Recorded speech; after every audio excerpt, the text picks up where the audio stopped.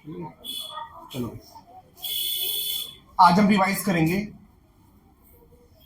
सबसे पहले छोटे छोटे चैप्टर रिवाइज करेंगे, लेकिन रिवीजन सभी चैप्टर्स की होगी।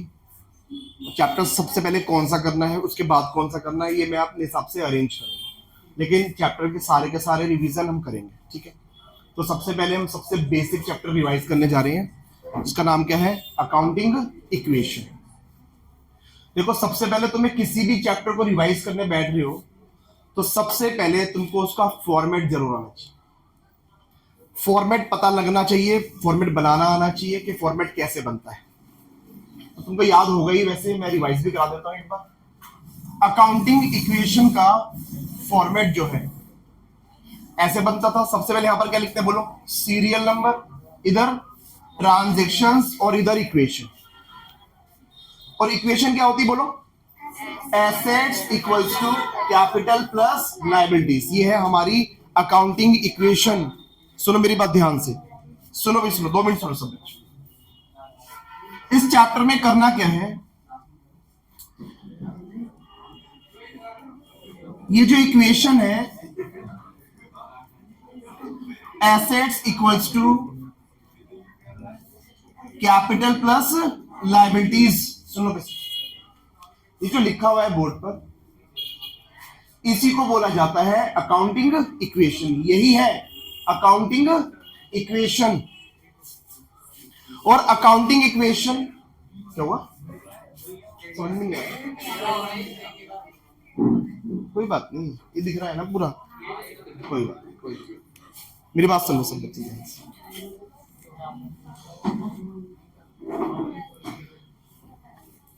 अकाउंटिंग इक्वेशन क्या बोलती है? सुनो सब बच्चे, बोलो भाई बोलो। अकाउंटिंग इक्वेशन क्या दर्शाती है? हमारे बिजनेस में जितनी भी एसेट्स होती हैं, भाई बातें बंद कर दो पहले तो, सुन लो सब। चेयर ले लो, ये वाली दे दो, ये चेयर ले लो यहां से।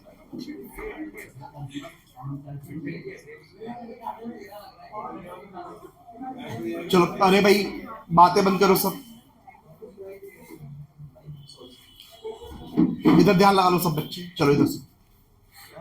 अकाउंटिंग इक्वेशन की रिवीजन करने, पेपर के अंदर एक क्वेश्चन पक्का आएगा प्रैक्टिकल। तो अकाउंटिंग इक्वेशन के अगर मैं मीनिंग की बात करूं कि अकाउंटिंग इक्वेशन है क्या, ये मैथमेटिकल एक्सप्रेशन है। अकाउंटिंग इक्वेशन क्या है? Mathematical expression. अच्छा, ये मैथमेटिकल एक्सप्रेशन का मतलब क्या होता है? जिसको मैथ्स की तरह लिखा जाता है, इसको हम अर्थमेटिकल एक्सप्रेशन भी बोलते हैं। क्या बोलते हैं? Arithmetical expression. तो अकाउंटिंग इक्वेशन अर्थमेटिकल बोलो या मैथमेटिकल बोलो, एक ही बात है।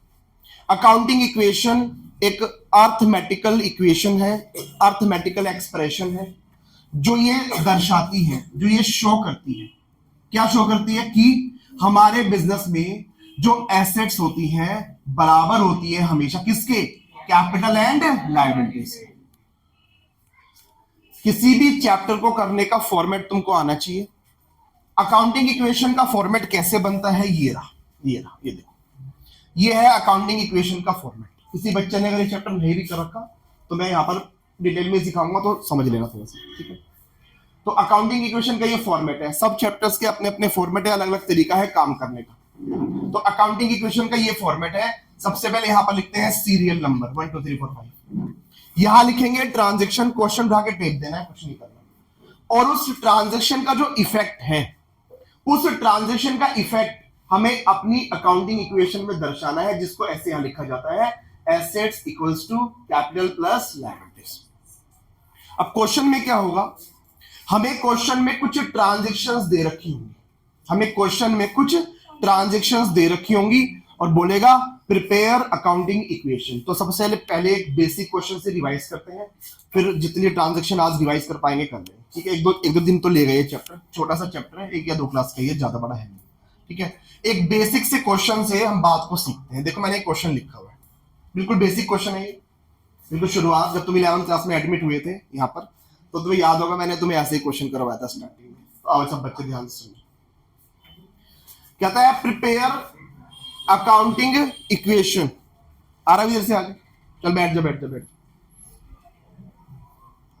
चेयर दे दे भाई, ये बच्चे टाइम पर आएगा और सब, एक चेयर दे दो।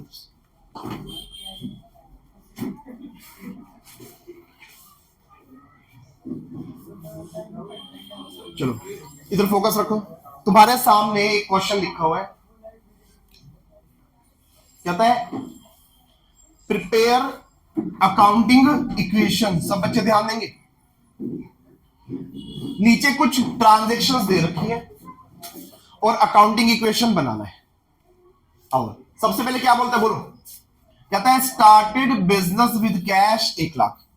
सबसे पहले क्या करना है, फॉर्मेट बना देना है और फॉर्मेट के अंदर सीरियल नंबर में लिखोगे गिनती, ट्रांजैक्शन में क्वेश्चन टेपना होता है बस, और कुछ नहीं करना होता। तो यहां पर लिखेंगे क्या बताओ, स्टार्टेड, यहां लिखेंगे started business with cash ₹1 lakh. अब मेरी बात को ध्यान से सुनना, ये बताओ, हम अपने बिजनेस के हिसाब से देखते हैं सब कुछ, अकाउंटिंग बिजनेस के हिसाब से करते हैं। अब ये बताओ, मालिक ने बिजनेस शुरू किया तो बिजनेस में इसका क्या क्या फर्क पड़ेगा, पहले एक बात को समझो ध्यान से। मान लो ये हमारा बिजनेस है, हमारी शॉप है, और ये है बिजनेस का मालिक, ये है बिजनेस का ओनर। तो मालिक जो है बिजनेस में पैसा लगाएगा, और सारी की सारी अकाउंटिंग किस पॉइंट ऑफ व्यू से होती है, बिजनेस पॉइंट ऑफ व्यू से, ठीक है। मालिक ने बिजनेस में पैसा लगाया, तो बताओ बिजनेस में इस ट्रांजैक्शन का क्या फर्क पड़ रहा है, क्या बिजनेस में कैश आ रहा है, जल्दी बोलो, कैश आ रहा है, कैश आ रहा है मतलब कैश बढ़ रहा है बिजनेस का। अब ये बताओ, कैश जो है इन तीनों में से क्या होती है, एसेट्स, जहां उस ट्रांजैक्शन का जिस जिस चीज पर इफेक्ट पड़ेगा उसको दर्शाना है बस। तो कैश एसेट्स होती है, तो क्या करेंगे, एसेट्स के अंदर यहां लिखेंगे कैश, और कैश के नीचे लिखेंगे 1 लाख रुपए। ऐसे प्रेजेंटेशन का खास ध्यान रखना है बस, ट्रांजैक्शन के सामने कैश के नीचे लिखेंगे 1 लाख रुपए। बिजनेस में 1 लाख रुपए कैश आया है, इसमें दिक्कत है किसी को। अब दूसरी बात समझो, सुनो मेरी बात ध्यान से, ये बताओ, जो भी पैसा मालिक ने, जो भी पैसा बिजनेस में लगाया, ये बताओ क्या ये बिजनेस की लायबिलिटी है या एसेट्स, जल्दी बोलो। मालिक ने बिजनेस में पैसा लगाया, मालिक ने बिजनेस में पैसा लगाया, मालिक बिजनेस में पैसा लगाता, मैं ये पूछना चाह रहा हूं तुमसे, बिजनेस के लिए ये लायबिलिटी है या एसेट्स है? लायबिलिटी है ना, जो पैसा लगाया। और मालिक जो बिजनेस में पैसा लगाता है उसको हम क्या बोलते हैं, कैपिटल। तो बोलो, क्या कैपिटल बिजनेस की लायबिलिटी होती है? बिल्कुल, तभी तो प्लस कर रहे हैं, देखो ध्यान से, लायबिलिटी प्लस कैपिटल। फिर अलग से क्यों लिखा, इसमें क्यों लिख दिया? यहां पर हमें अलग से डिटेल बनानी पड़ती है। कैपिटल का मतलब होता है मालिक का पैसा, जो मालिक ने लगाया। हम डिटेल बता रहे हैं भाई, मालिक ने जो पैसा लगाया उसको कैपिटल में लिखा जाएगा, और बिजनेस ने जो बाहर के लोगों से उधार ले रखा है वो कहां लिखा जाएगा, लायबिलिटी में। बिजनेस के लिए तो एक चीज समझो सब भाई, मेरी दुकान है, सब बच्चे ध्यान देना, ये मेरा बिजनेस है, सुनते जाओ ध्यान से, मेरा बिजनेस, अच्छा ये है बिजनेस का ओनर, मालिक, और ये है कोई बैंक, मान लो बैंक, ये है क्रेडिटर्स। अब मुझे एक बात बताना, बिजनेस के अंदर क्या मालिक पैसा लगाता है, लगाया। क्या बिजनेस बैंक से उधार भी लेता है, जल्दी बोलो, लोन, अच्छा, मालिक ने पैसा लगाया जिसको हमने बोला कैपिटल, बिजनेस ने बैंक से लिया लोन, उधार। और क्या बिजनेस क्रेडिटर से उधार माल भी खरीदता है, जल्दी बोलो, परचेस करता है, गुड्स करता है, नहीं करता? बिजनेस के लिए ये सब, ये भी सब लायबिलिटीज है। मालिक पैसा लगा रहा है बिजनेस में, बिजनेस की वो भी लायबिलिटी। बिजनेस ने बाहर के लोगों से पैसा ले रखा है, तो बिजनेस के लिए वो भी लायबिलिटीज। बस फर्क इतना है, ये जो मालिक ने पैसा लगाया है जिसको हमने क्या बोला, कैपिटल, इसको बोलते हैं ओनर्स इक्विटी। क्या बोलते हैं, ओनर्स इक्विटी, मालिकों का पैसा। और जो बाहर के लोगों से पैसा लेके लगा रखा है, एक्सटर्नल लायबिलिटीज या एक्सटर्नल इक्विटीज, ओनर्स फंड, और ये एक्सटर्नल लायबिलिटीज, एक्सटर्नल इक्विटी भी बोलते हैं। तो मालिक पैसा लगाए, चाहे बिजनेस बाहर के लोगों से पैसा लेकर लगाए बिजनेस के अंदर, दोनों ही बिजनेस की क्या है, लायबिलिटीज। तो इसीलिए कैपिटल को भी बिजनेस की लायबिलिटी माना जाता है, बिजनेस की लायबिलिटी है, इसीलिए हम इसको लायबिलिटी में प्लस कर देते हैं, बस अलग से इसकी प्रेजेंटेशन होती है फॉर्मेट के अंदर। ये देखो फॉर्मेट के अंदर इसकी प्रेजेंटेशन अलग से होगी।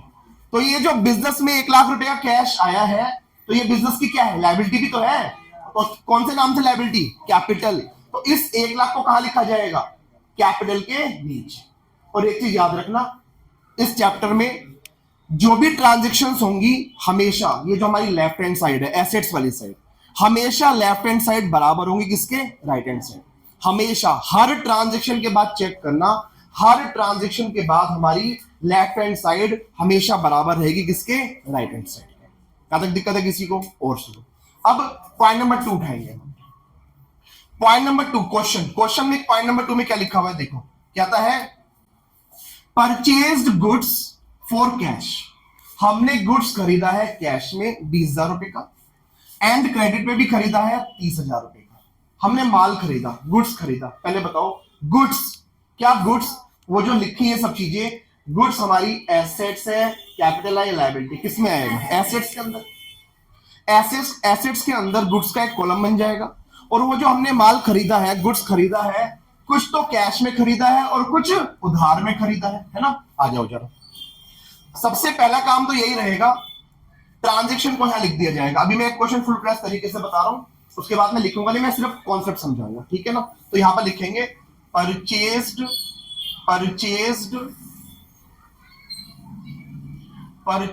Goods for cash ₹20,000 and on credit ₹30,000। 20,000 का माल कैश में खरीदा, 30,000 का माल उधार में खरीदा। तो बताओ कुल माल कितना खरीदा, 50। स्टॉक बोलो, गुड्स बोलो, एक ही बात। अच्छा बताओ स्टॉक क्या होती है, हमारी एसेट्स। जैसे ही हमारे पास नई एसेट आएगी, यहां पर मैं प्लस करा दूंगा, प्लस स्टॉक। गुड्स भी लिख सकते हो, कोई दिक्कत नहीं। अब देखो इसके सामने और इसके नीचे, यहां लिखने का तरीका टेढ़ा मेढ़ा मत लिख देना, फेस टू फेस लिखेंगे। जहां पर ट्रांजेक्शन लिखूंगा उसके सामने लिखा जाएगा। तो बताओ कुल मिलाकर हमारे पास, बताओ स्टॉक कितना है, 50। हमारे पास स्टॉक आया तो स्टॉक में क्या हो जाएगा, प्लस स्टॉक आ गया 50 का। अच्छा बताओ कैश कितना गया, हमारे पास से कैश गया 20,000, तो कैश में से क्या करेंगे, माइनस। तो कैश में से माइनस कर देंगे, ये लो। और कुछ माल 30,000 का माल हमने उधारी में भी खरीदा, तो क्या बन गई हमारी लायबिलिटी। तो इसको लायबिलिटी में लिखेंगे। जैसे मैं एसेट के नाम लिख रहा हूं, ऐसे मैं लायबिलिटी के नाम भी लिखूंगा। तो बताओ जिससे हमने उधार में खरीदा उसको क्या बोलते हैं, क्रेडिटर्स। तो यहां लिखा जाएगा क्रेडिटर्स। इक्वल्स टू बोलो कितना, 30,000। तो 50,000 का माल खरीदा, जिसमें से 20 का कैश में खरीदा और 30 का उधारी में। और चेक कर लो बराबर चल रहे नहीं चल रहे। हर ट्रांजैक्शन के बाद हम बराबर चलने चाहिए। यहां तक कोई दिक्कत है किसी को। अकाउंटिंग इक्वेशन में क्या होता है, स्टार्टिंग की 2 ट्रांजैक्शन को लिखने के बाद हम यहां पर इसकी कैलकुलेशन करते हैं, यहां पर लाइन खींचकर। और जब हम इसकी कैलकुलेशन करते हैं तो यहां पर क्या लिखा जाता है, बोलो न्यू इक्वेशन। यहां लिखा जाता है न्यू इक्वेशन। तो बताओ हमारे पास 1 लाख कैश था, 20 चला गया 80,000, ये 50 यू का यू रहेगा, इक्वल्स टू ये 1 लाख रुपए यू का यू रहेगा, प्लस 30,000 रुपए यू का यू रहेगा। यहां तक दिक्कत है किसी को।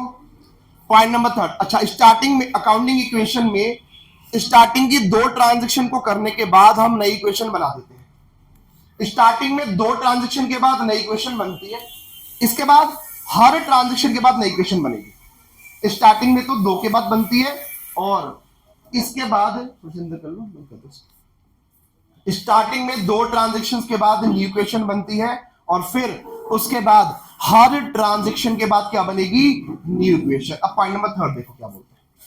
पॉइंट नंबर 3 में क्या बोलता है, वो बोलता है, इधर देखो सारे बच्चे, कहता है परचेज्ड फर्नीचर फॉर कैश 5,000। हमने 5,000 का फर्नीचर खरीदा। अच्छा बताओ फर्नीचर क्या है, एसेट्स। फिर से आ जाओ पॉइंट्स। बहुत इजी। अब तो तुम्हें ये बहुत आसान लगेगा क्योंकि उस टाइम तुम नए नए आए थे। अब तो तुमने बहुत सारा अकाउंट पूरा सिलेबस पढ़ लिया है, तो उसके हिसाब से तो बहुत आसान लगने वाला है ये चैप्टर।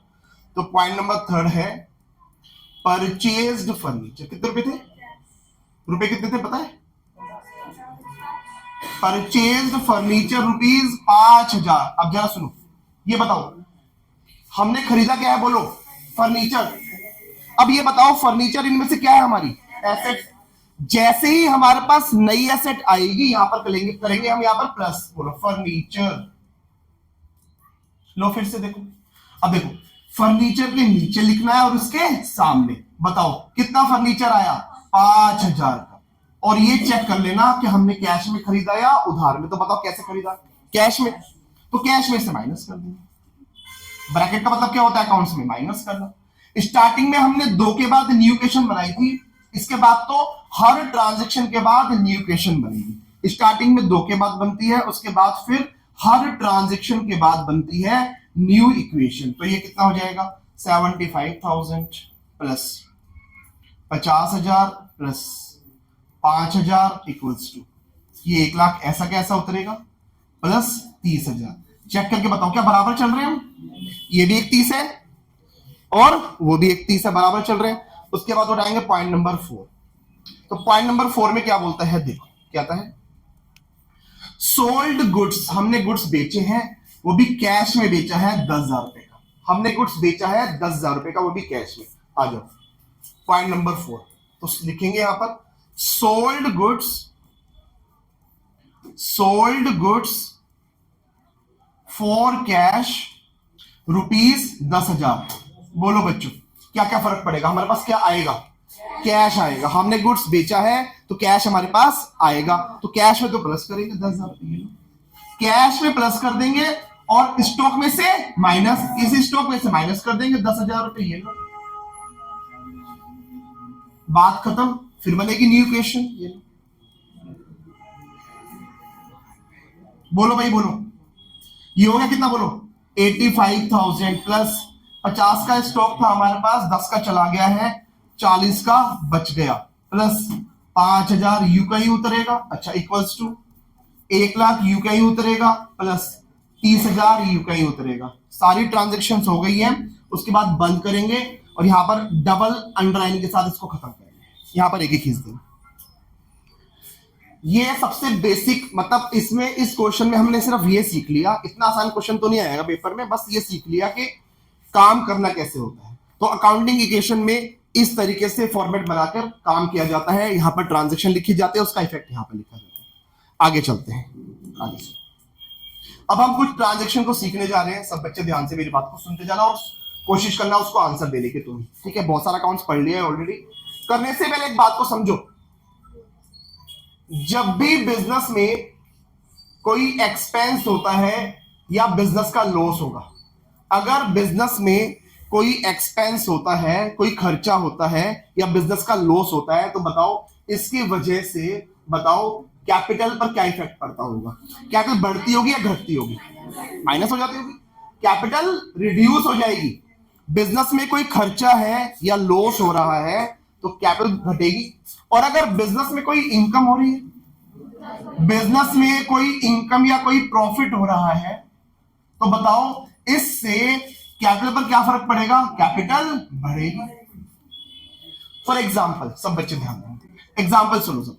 एग्जाम्पल्स जैसे मैं तुमको ये बोलता हूं, रेंट पेड रुपीज। अच्छा ये अब मैं फॉर्मेट नहीं बना रहा, मैं पॉइंट समझा रहा हूं। अब सिर्फ पॉइंट्स पे ध्यान दो। यही पॉइंट्स को फॉर्मेट में करना है पेपर के अंदर। ठीक है, अब मैं सीधा सीधा बात करूंगा। ये बताओ, ये ट्रांजैक्शन लिखी हुई है और फॉर्मूला हमारे पास क्या होता है? बोलो assets equals to capital plus liability. हमने ना रेंट पे किया। अब जरा सोचो, मैंने किराया पे किया, तो किराया पे करूंगा तो मेरे पास से क्या जाएगा? कैश। अच्छा कैश क्या होती है? एसेट्स होती है। तो बताओ एसेट्स के अंदर हमने जो कैश वाला कॉलम बनाया होगा, तो बताओ कैश में से क्या हो जाएगा? माइनस 1,000। इसमें कोई दिक्कत है किसी को? कैश घट गया। अच्छा और बताओ रेंट को पे करना, रेंट पे करना ये हमारा एक्सपेंस है या इनकम है? एक्सपेंस। और एक्सपेंस हो तो कैपिटल क्या हो जाएगी? कम। तो इसका दूसरा इफेक्ट पड़ेगा कैपिटल पर। कैपिटल में से माइनस करवाएंगे, ये लो। तो भाई कोई भी खर्चा हो, कोई भी खर्चा, एनी एक्सपेंस, कोई भी खर्चा पे करोगे तो यही इफेक्ट पड़ेगा, कैश में से माइनस करोगे और साथ में कैपिटल में से भी माइनस करोगे। जैसे और एग्जांपल लेते हैं, सैलरी पेड, हमने सैलरी पे करी है, बोलो क्या, कैश में से माइनस और कैपिटल में से minus. Interest paid, same, cash में से माइनस कैपिटल में से माइनस। इलेक्ट्रिसिटी बिल पेड, हमने बिल पे कर दिया, कैश में से माइनस और कैपिटल में से माइनस। कोई भी खर्चा पे कर दिया है तो यही इफेक्ट पड़ने वाला है। और एग्जांपल मैं तुमको बोलूं, received interest ₹1000, formula assets equals to capital plus liability. अब बताओ, हमने इंटरेस्ट रिसीव किया है, बताओ हम इंटरेस्ट रिसीव करेंगे तो हमारे पास क्या आएगा, कैश आएगा। कैश क्या होती है, एसेट्स। तो एसेट्स के अंदर कैश वाले कॉलम में क्या करेंगे, इसको प्लस, कैश बढ़ेगा। और बताओ हम इंटरेस्ट रिसीव कर रहे हैं, क्या ये हमारी इनकम हो गई। इनकम को क्या करते हैं, कैपिटल बढ़ जाएगी तो कैपिटल में प्लस करवाएंगे, ये। तो कोई भी इनकम को रिसीव करोगे, कोई भी इनकम को रिसीव करोगे तो क्या क्या इफेक्ट पड़ने वाला है, कैश में प्लस और कैपिटल में भी प्लस कर दी जाएगी, any income received. For example जैसे मैं तुमको बोलूं, रिसीव्ड कमीशन, हमने कमीशन रिसीव करी है, सेम इफेक्ट पड़ेगा, कैश बढ़ेगा और कैपिटल भी बढ़ जाएगी। कोई भी इनकम रिसीव करोगे, कोई भी इनकम रिसीव करोगे, कैश में प्लस करवाओगे और कैपिटल में प्लस करवा दोगे। इसमें कोई दिक्कत है, और सुन, और सुन, एक्सपेंस आउटस्टैंडिंग, अगला पॉइंट क्या है, मैंने बोला एक्सपेंस आउटस्टैंडिंग। बोलो बच्चों, आउटस्टैंडिंग का मतलब क्या होता है, expense due but not paid, expense due but not paid मतलब खर्चा तो हो गया है लेकिन पेमेंट नहीं करी है, कोई मेरा खर्चा पे करना अभी बाकी रह गया है। एग्जांपल लेते हैं, फॉर एग्जांपल मैं तुमको बोलूं, अगर मैं तुमको बोलता हूं रेंट आउटस्टैंडिंग ₹1000, सब बच्चे ध्यान देना, मैंने बोला रेंट आउटस्टैंडिंग ₹1000, ये ट्रांजेक्शन है। फॉर्मूला बोलो क्या होता है, assets equals to capital plus liability. अब मेरे को एक बात बता दो, यहां पर रेंट आउटस्टैंडिंग, इधर तो रेंट पे कर दिया था, जब मैंने पे किया था तो मेरे पास से कैश गया था। यहां पर मैं बोल रहा हूं रेंट क्या है, आउटस्टैंडिंग, मतलब रेंट पे करना अभी बाकी है। अब जरा सोचो इस बारे में, रेंट पे करना बाकी है तो क्या बन गई हमारी लायबिलिटी, पैसा देना है अभी। तो एक तो लायबिलिटी के अंदर रेंट आउटस्टैंडिंग के नाम से कॉलम बन जाएगा, लायबिलिटी के अंदर रेंट आउटस्टैंडिंग के नाम से कॉलम बन जाएगा, इसमें लिखूंगा ₹1000 की अभी हमारी लायबिलिटी जनरेट हो गई है, रेंट पे करना बाकी है। एक इफेक्ट तो यही हो गया। अब जरा सोचो दूसरा इफेक्ट, ये बताओ क्या हमने रेंट पे कर दिया, कोई पे तो नहीं किया ना, इसका मतलब अभी भी कैश पे कोई फर्क नहीं पड़ा, लेकिन अभी है तो ये मेरा खर्चा ही है, तो मेरा एक्सपेंस पे नहीं किया, ठीक है कैश में से नहीं मैनेज करवाना, लेकिन खर्चा तो है ना। अक्रूवल बेसिस पे अकाउंट्स बनाते हैं हम, तो बताओ खर्चा है तो कैपिटल में से क्या करेंगे, माइनस। भले ही हमने पे नहीं किया कोई बात नहीं, हमने पे नहीं भी किया है कोई बात नहीं, फिर भी हमारी कैपिटल क्या हो जाएगी, माइनस।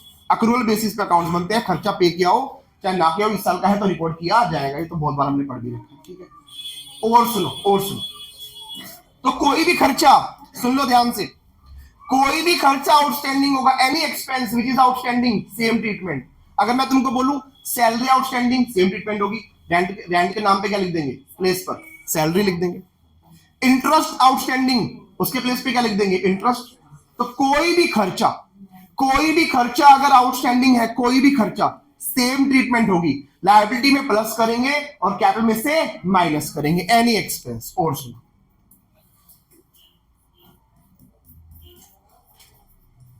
एक्सपेंस प्रीपेड,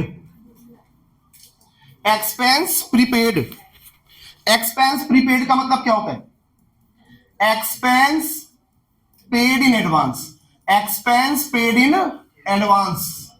और एक और नाम बताया था, बताओ क्या था, अनएक्सपायर्ड एक्सपेंसेस, किसी भी नाम से पेपर में बोल सकता है, अनएक्सपायर्ड एक्सपेंसेस, एक्सपेंस प्रीपेड बोले, एक्सपेंस पेड इन एडवांस बोले, अनएक्सपायर्ड एक्सपेंस बोले, एक ही बात होती है, मतलब खर्चा हमने एडवांस में ही पे कर दिया। फॉर एग्जांपल लेते हैं, मैं बोलता हूं रेंट प्रीपेड, सुनो सारे बच्चे, रेंट प्रीपेड 1000,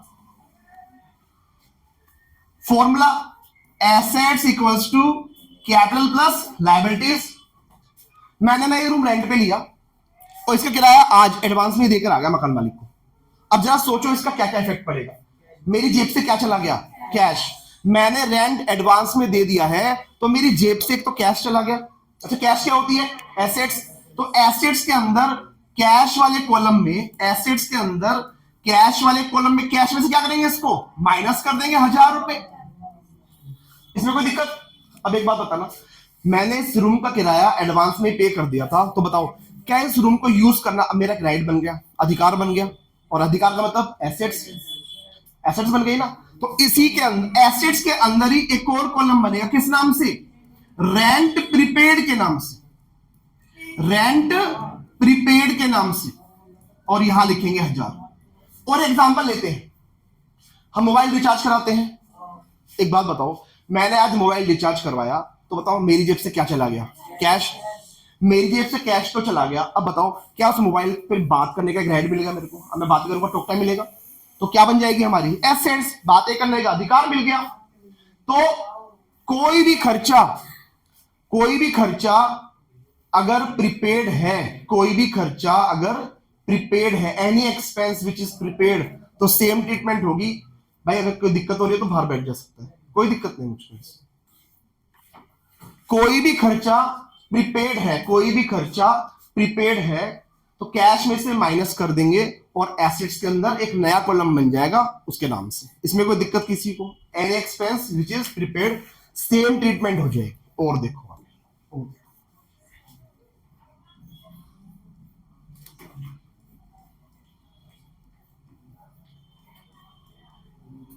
एक्रूड इनकम, बोलो एक्रूड इनकम का मतलब क्या होता है? Accrued income means income, income earned but not received. Accrued income means income earned but not received. For example लेते हैं, जैसे मैं तुमको बोलूं इंटरेस्ट एक्रूड, इंटरेस्ट एक्रूड ₹1000। अब यहां पर इंटरेस्ट एक्रूड का मतलब क्या हुआ? इंटरेस्ट कमा तो लिया है पर अभी हमें मिला नहीं है। फॉर्मूला बोलो, assets equals to capital plus liability. अब बोलो बच्चों, इंटरेस्ट एक्रूड, जब मैंने इंटरेस्ट रिसीव करा था, रिसीव, तो मेरे पास कैश आया था ना। अब मैं बोल रहा हूं इंटरेस्ट क्या है? एक्रूड है। इंटरेस्ट कमा तो लिया है पर अभी रिसीव नहीं हुआ। अच्छा, बाद में तो मिलेगा ना पैसा। तो बताओ ये हमारी एक एसेट बन रही है या लायबिलिटी? एसेट्स। जो पैसा मुझे मिलना है मेरी एसेट्स, जो पैसा मुझे पे करना है वो मेरी लायबिलिटी। तो यहां पर एक्रूड इनकम, एक्रूड इंटरेस्ट का मतलब होता है इंटरेस्ट हमने कमा लिया है पर हमें मिला नहीं है, तो ये हमारी क्या बन गई? एसेट्स। तो एसेट्स के अंदर एक कॉलम बनेगा इंटरेस्ट एक्रूड के नाम से। इंटरेस्ट एक्रूड बोलो या एक्रूड इंटरेस्ट बोलो, उससे फर्क नहीं पड़ने वाला। इंटरेस्ट एक्रूड के नाम से एसेट्स के अंदर एक कॉलम बन जाएगा जिसमें हम लिख देंगे 1000 रुपए, क्योंकि हमारी क्या बन गई है? एसेट्स। अच्छा, अब इसका दूसरा इफेक्ट सोचो, क्या ये हमारी इनकम है? मिली नहीं है बेशक से, कोई बात नहीं है, तो हमारी इनकम ना। और इनकम से क्या होती है? कैपिटल बढ़ जाती है, तो कैपिटल में प्लस करवाएंगे। तो कोई भी इनकम अगर एक्रूड रहेगी, कोई भी इनकम अगर एक्रूड होगी, यही ट्रीटमेंट होनी है। एसेट्स के अंदर प्लस करेंगे, साथ में कैपिटल में भी प्लस करेंगे। इनकम तो है ना भाई हमारी। और सुनो,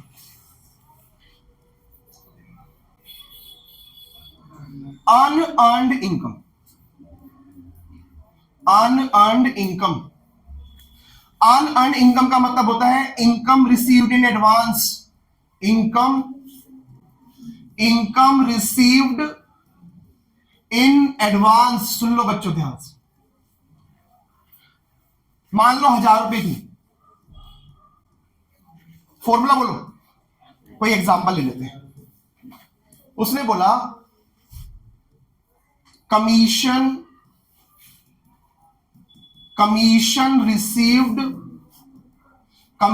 received in advance ₹1000। Formula assets equals to capital plus liability. अब जरा समझो कहता है कमीशन रिसीव्ड इन एडवांस। पहले तो बता दो हम रिसीव कर रहे हैं, रिसीव तो हमारे पास क्या आया होगा? पैसा, कैश। हमने कमीशन रिसीव करी है तो बताओ हमारे पास क्या आया होगा? कैश।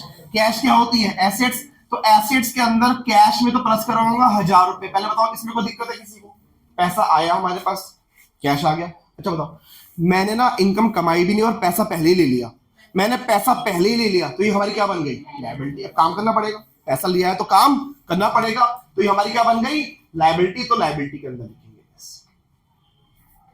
कोई दिक्कत यहां तक किसी को? और सुनो,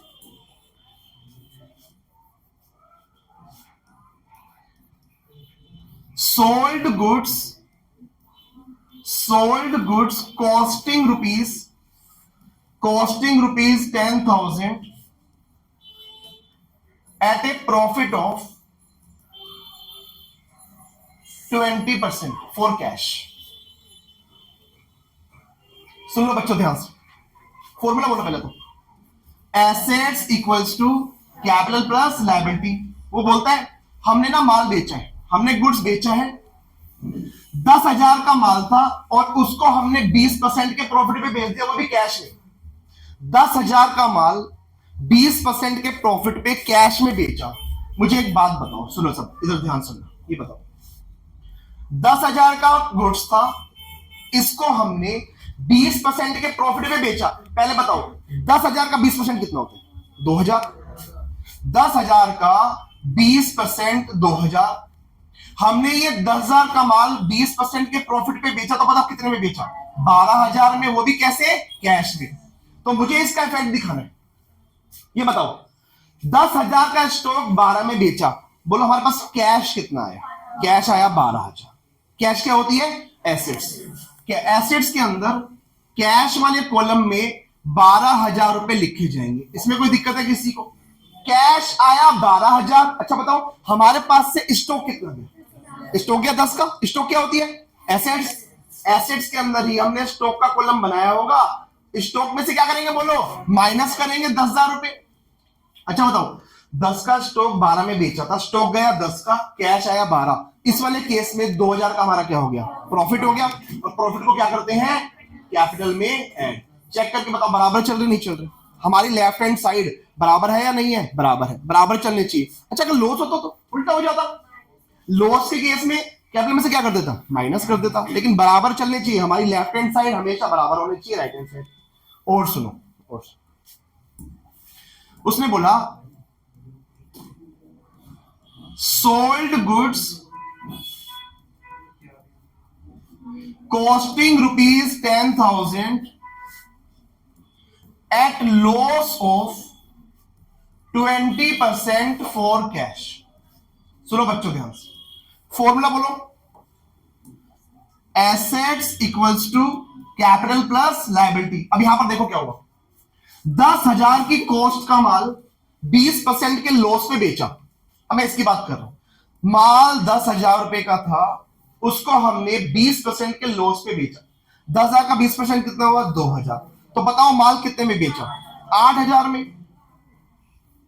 10 की चीज 8 में बेची, बताओ हमारे पास पैसा कितना आया? 8,000। कैश आया 8,000, तो कैश में तो प्लस होगा 8,000 रुपए। अच्छा स्टॉक कितना गया? यहां पर हमने स्टॉक का कॉलम बनाया होगा, स्टॉक में से माइनस करेंगे 10,000 रुपए। अच्छा बताओ इस वाले केस में 2,000 का प्रॉफिट हुआ या लॉस? लॉस। और लॉस को कैपिटल में से क्या करते हैं? माइनस। क्या हम बराबर चल रहे हैं? देखो ये 10 माइनस का है और ये 8 प्लस का है, तो माइनस का दो, इधर भी माइनस का दो। हर ट्रांजेक्शन के बाद हम बराबर चलने चाहिए। और देखो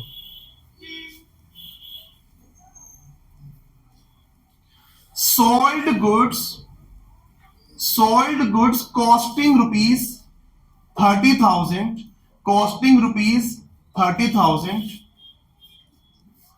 at a profit of 33 1/3% on cost and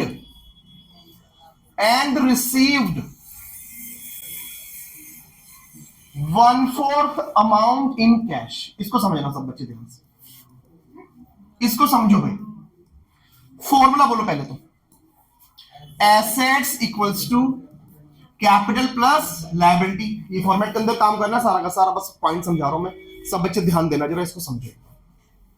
कहता है सोल्ड गुड्स कॉस्टिंग ₹30,000, 30,000 की कीमत का माल बेचा गया है at a profit of 33 1/3% on cost. पहले इसको समझ लो, ये जो लिखा है मैंने 33 1/3%, इसको समझो। 2 मिनट के लिए इसको गायब करो, परसेंटेज को इसको हटाओ, यहां से हटा दो। पहले बताओ क्या सब बच्चों को ये सॉल्व करना आता है?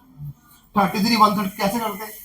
इसको इससे मल्टीप्लाई करते हैं 99, और फिर जो आंसर आता है उसको यहां पास करते हैं। तो 33 3 99 और 100, 100/3।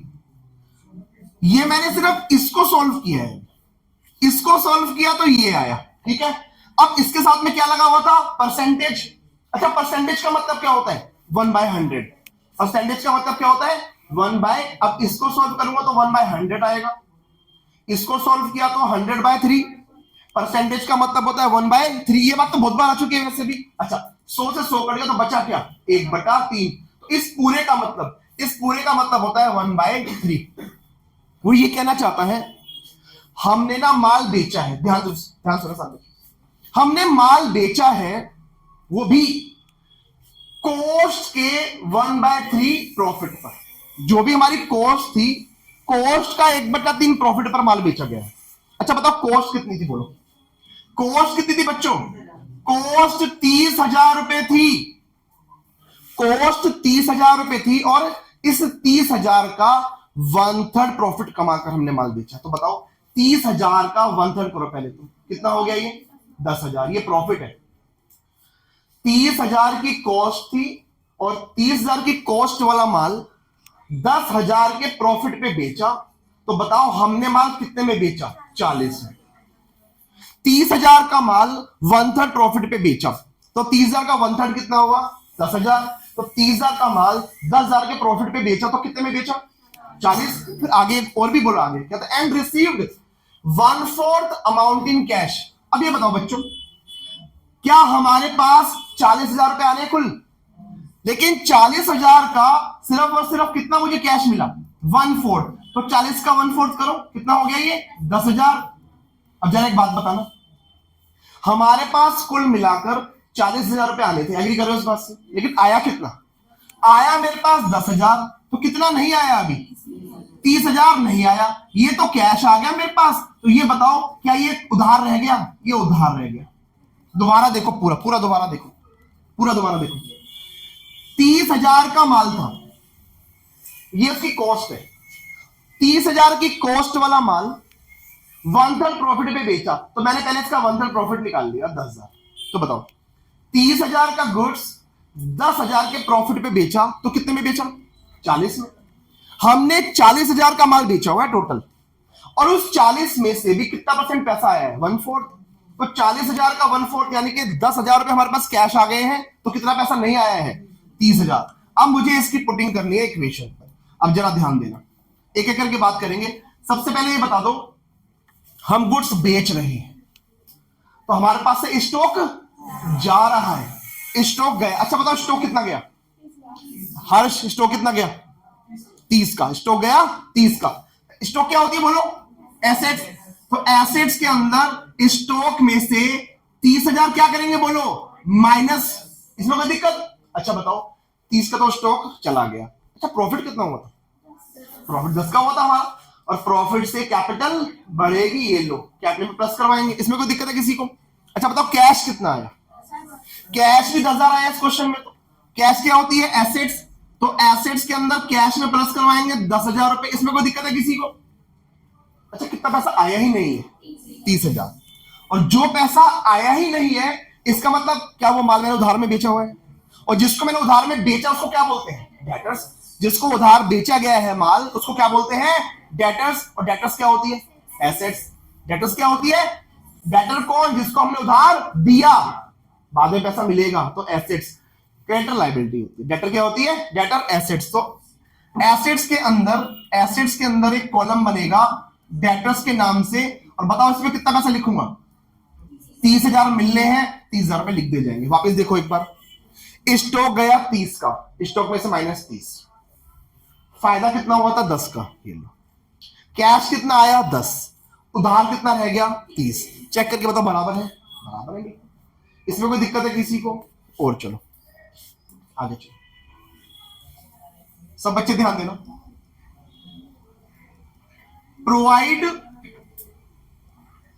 प्रोवाइड इंटरेस्ट ऑन कैपिटल, सब बच्चे ध्यान से सुनेंगे इस पॉइंट को। ₹1000, सुनो सुनो सुनो सुनो, कहता है, सुनो, अरे 2 मिनट सुनो, कहता है provide interest on capital. Provide means allowed, provide means allow करना। फॉर्मूला बोलो पहले तो, जल्दी बोलो। Assets equals to capital plus liabilities. ध्यान देंगे सब बच्चे, इससे समझाऊंगा एग्जांपल से। ये हमारा बिजनेस है और ये है बिजनेस का मालिक। सब बच्चे ध्यान देना है, बिजनेस और बिजनेस का ओनर। अच्छा ये बताओ पहले तो, सारी की सारी ट्रांजैक्शंस को किसके हिसाब से रिकॉर्ड करते हैं? बिजनेस के हिसाब से। अच्छा, मालिक बिजनेस में लगाता है पैसा, जिसको हम क्या बोलते हैं? कैपिटल। अब एक बात मुझे बताना, मालिक ने पैसा दिया बिजनेस में, कैपिटल। इस कैपिटल पर बिजनेस जो है मालिक को क्या देगा? ब्याज, जिसको हम बोलते हैं इंटरेस्ट ऑन कैपिटल। एक बात बताओ, बिजनेस इंटरेस्ट ऑन कैपिटल देगा, तो बताओ बिजनेस के लिए खर्चा है या इनकम है? खर्चा। बिजनेस खर्चा दे रहा है। इंटरेस्ट ऑन कैपिटल जो है, it is an expense for the business. Interest on capital business के लिए क्या होता है? बोलो, खर्चा। और खर्चा है तो क्या करेंगे? कैपिटल में से माइनस। चलो एक इफेक्ट तो ये आ गया, कैपिटल में से इसको माइनस कर दिया जाएगा, कैपिटल में से इसको माइनस कर दिया जाएगा। इसमें कोई दिक्कत है? बिजनेस इंटरेस्ट दे रहा है, बिजनेस के लिए खर्चा है, खर्चे को कैपिटल में से माइनस कर देते हैं। इसमें दिक्कत किसी को? और सुनो, अब एक बात और बताओ। मान लो मालिक ने 1 लाख रुपए लगाए थे बिजनेस में, मालिक ने बिजनेस में 1 लाख रुपए लगाए थे कैपिटल के। बिजनेस बोलता है हम आपको ब्याज भी देंगे। मान लो इस 1 लाख पर बिजनेस जो है 10% इंटरेस्ट देगा, तो 1 लाख का 10% कितना होगा पहले बताओ? 10,000 रुपए। मेरा क्वेश्चन ये है, इंटरेस्ट देने से कैपिटल बढ़ेगी या घटेगी? घटेगी बढ़ेगी? बढ़ेगी ना। मालिक ने 1 लाख रुपए दिया था, बिजनेस कहता है हम आपको ब्याज समेत वापस करेंगे, हमने आपसे लिया 1 लाख रुपए है। सुन लो, बिजनेस कहता है हमने लिया आपसे 1 लाख रुपए लेकिन वापस करेंगे विद ब्याज। तो बिजनेस पता है कितना पैसा लौटाएगा? 1,10,000 विद ब्याज। विद ब्याज पैसा वापस करेगा बिजनेस। तो इंटरेस्ट ऑन कैपिटल की वजह से कैपिटल बढ़ जाती है, तो इसका दूसरा इफेक्ट कहां पर पड़ेगा? कैपिटल में ही पड़ेगा। तो कैपिटल में ही इसको प्लस कर दिया जाएगा। तो इंटरेस्ट ऑन कैपिटल की ट्रीटमेंट क्या है? कैपिटल में ही माइनस और कैपिटल में ही प्लस। ऐसे एक और आता है, एक पॉइंट और आता है, सुनो। बिजनेस जो है मालिक को ब्याज देगा, तो बिजनेस के लिए खर्चा इनकम, खर्चा तो माइनस, और इंटरेस्ट देने से कैपिटल बढ़ेगी, प्लस बढ़ा देगी। कैपिटल में ही प्लस और कैपिटल में ही माइनस। और सुनो,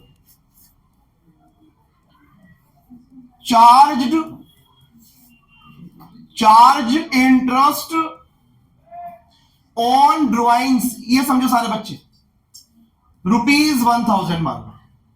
फॉर्मूला बोलो, assets equals to capital plus liability. अब जरा और समझो, इसको समझो। यहां पर ये बताओ, मालिक और बिजनेस दोनों क्या है? अलग अलग, अकाउंटिंग करने के लिए। मान लो मालिक ने बिजनेस से पैसा निकाला, इसको हम क्या बोलते हैं? ड्रॉइंग्स। अब एक बात बताओ, अगर ओनर पैसा निकालेगा बिजनेस से, तो बिजनेस उससे क्या लेगा? इंटरेस्ट चार्ज करेगा या नहीं करेगा? जिसको हम क्या बोलते हैं? Interest on drawings. अगर बिजनेस का ओनर, बिजनेस का मालिक बिजनेस से पैसा निकालता है, इसको बोलते हैं ड्राइंग्स। इस ड्राइंग्स पर बिजनेस मालिक से क्या चार्ज करता है? इंटरेस्ट लेता है। तो बताओ, इंटरेस्ट लेना बिजनेस की इनकम या खर्चा? इनकम। तो इंटरेस्ट ऑन ड्राइंग्स जो है बिजनेस की क्या है? इनकम है, income. Interest on capital business का खर्चा है। इंटरेस्ट ऑन ड्राइंग्स बिजनेस की इनकम है। और इनकम को क्या करते हैं? कैपिटल में प्लस करते हैं। तो एक इफेक्ट तो ये आ गया, कैपिटल में प्लस कर दो। अब दूसरा सुनो, मान लो मालिक ने ड्राइंग्स करी थी, मान लो 20,000 रुपए की। ध्यान देंगे सब बच्चे। मालिक ने बिजनेस से 20,000 रुपए निकाले और बिजनेस कहता है हम इस ड्राइंग्स पर आपसे 10% का ब्याज लेंगे। तो इसका 10% कितना हुआ? 2,000। अरे बोलो, एक बात बताओ, मालिक ले तो 20 रहा है और बिजनेस वापस कितना लेगा? 20 प्लस 2 22। तो बताओ ड्राइंग्स क्या हो गई? इससे बढ़ गई ना। ड्राइंग्स क्या हो गई? इंटरेस्ट की वजह से बढ़ गई। और ड्राइंग्स को क्या करते हैं? कैपिटल में से माइनस। इसका मतलब सेम ट्रीटमेंट इसकी भी। फिर से समझो, मालिक ने पैसा निकाला था तो बिजनेस इंटरेस्ट लेगा, तो बिजनेस की क्या बनी? इनकम। इनकम बनी तो इनकम में प्लस कर दिया, कैपिटल प्लस कर दिया। दूसरा ये बता, क्या इसकी वजह से हमारी ड्राइंग्स भी बढ़ जाएगी बिजनेस की?